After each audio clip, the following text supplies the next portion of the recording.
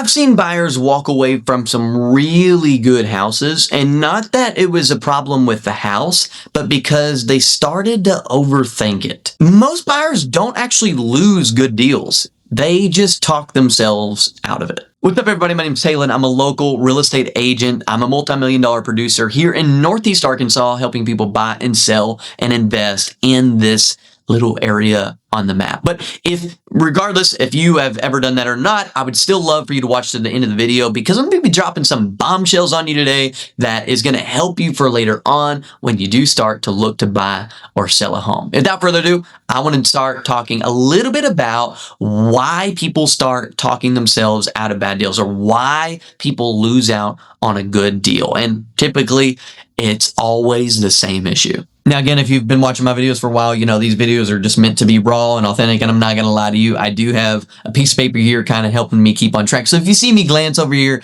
it's not me trying to look sly and try not to. I'm being really blunt with you. I have exactly all my points here that I needed to make. And if you got ADHD like me, you need something like this. Otherwise, these videos are going to be 40 minutes long, and you do not want that. Okay, so this is where it starts with buyers talking themselves or losing out on a really good deal. Now, pause whenever I say that. Somebody's might thinking, well, it's easy for you to say they're losing out on a good deal because you're the one making all the commission from it. Well, at the end of the day, if you're a professional in your industry, you're able to objectively look at a situation, whether you're a doctor and you're worried about what you're going to do with your paycheck this week, or whether you're a lawyer and you think, man, I can make a lot of money on this deal. At the end of the day, we as realtors, just like a doctor, just like a lawyer, we have something called the fiduciary duty. We have to represent your best interest. Now, beyond morality, legally, that is something that we all swore in to do when we got our real estate license. Now, I'm not trying to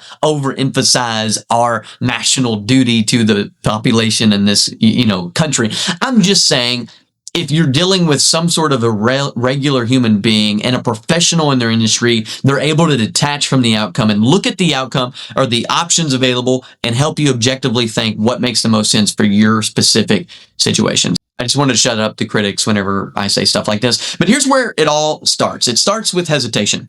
It starts with fear of maybe overpaying. And then, of course, it's the fear of rates. Everyone's seen a news article that says rates are at an all-time high. Your grandparents probably got a really good interest rate 90 years ago, and your parents a couple years ago in 2020 probably got a 2.5% interest rate, and you were 18 years old and you weren't buying a house at the time. And all these different variables go to play. Right? At the end of the day, there's a lot of valid reasons why somebody should not buy a house right now, but there are a lot of good reasons that people should buy houses right now. And oftentimes when people start to question and overthink what they're doing, and then they end up talking themselves out of a good deal, oftentimes it's because they're uneducated and they're listening to the wrong voices, in which I will cover some of that in today's video. I want to talk a little bit about the overthinking phase. You hear stuff like this. Well, what happens if something better comes up? I'm going to put an offer on this, but man, what happens if in 30 days I close on this house and the perfect home hits the market right after I buy it? I'm going to be honest, that certainly has happened about 5% of the time.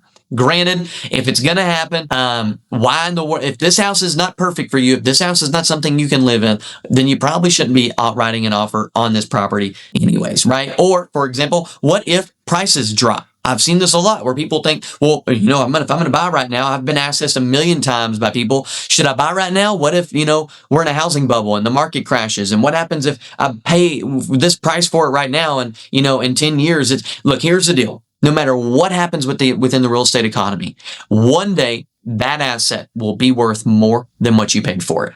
It's just like the stock market. If you zoom out long enough, the stock market has constantly went up. Just like real estate appreciation has constantly went up. They only make so much of it. There's not just this unlimited supply in the world that you can just make more of. There is a limited amount of ground, limited amount of houses, limited amount of space within a city. Therefore, the price of that commodity is going to go up over time because of the limited amount of supply. And everyone needs a house. It's not like a car that people just don't necessarily need. It's a house. People have to have a roof over their heads to live. And so, if we could all go back 40 years ago, we would have talked to everyone and got all their money and invested it into real estate because we know that the values are going to go up. Anyways, that was just a rabbit trail there. I gotta need to stick to my notes here. And then, of course, what happens if this house isn't perfect? Now, granted, there's phases of selling. There's things to protect you, like inspection periods, the appraisal period, etc., to make sure you don't overpay for the property. Make sure you're not buying a piece of junk. Make sure there's not active problems going on in the house that you were unaware of. And of course, then there's transparency from the sellers to let you know, hey, here's the problems we've had with the house. Here's the problems that we continue to have with the house, etc., etc. So there's a lot of things that might make somebody a little skeptical or start to overthink on the buying process, when in reality, there's probably answers to most of these questions.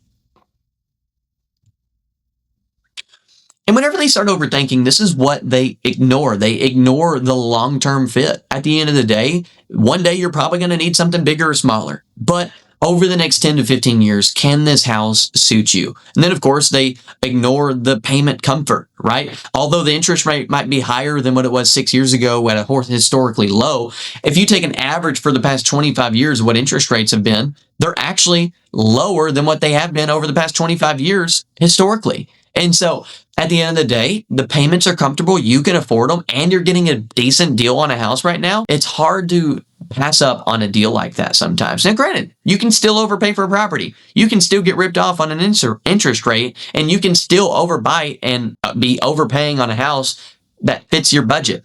And so I'm not telling you to do that. I'm just saying there might be an answer to that question or weakness or doubtful thinking. We recently closed on a house that, there was a lot of people interested in.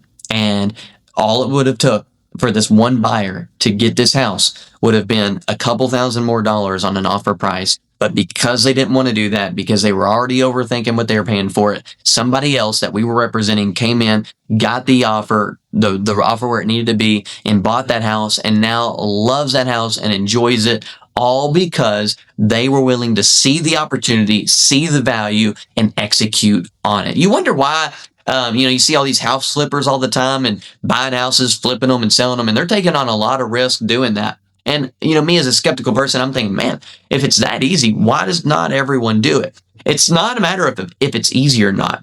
What the difference is the person's risk or tolerance to risk.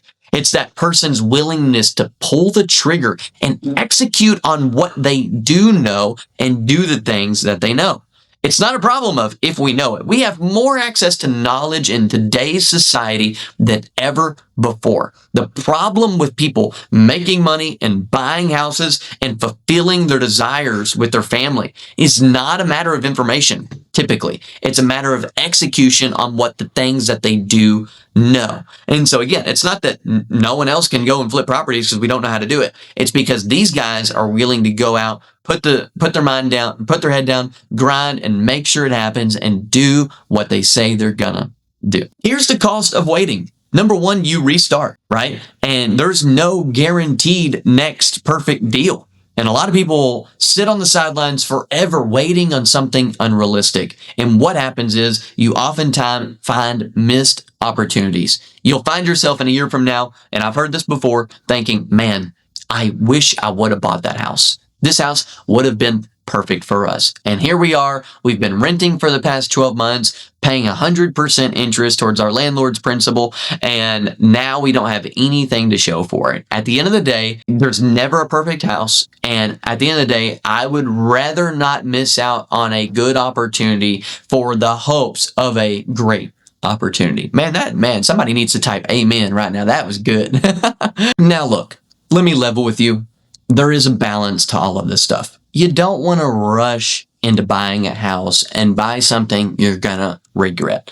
But you also don't want to be too passive and too analytical to where you can't actually step out of the boat and take the risk in paying for this object that's going to potentially make you a lot of money down the road or provide the needs that you have for your family. And so at the end of the day, there is balance, and I understand why somebody might be skeptical. Now, I'll tell you what makes the biggest difference within doing this.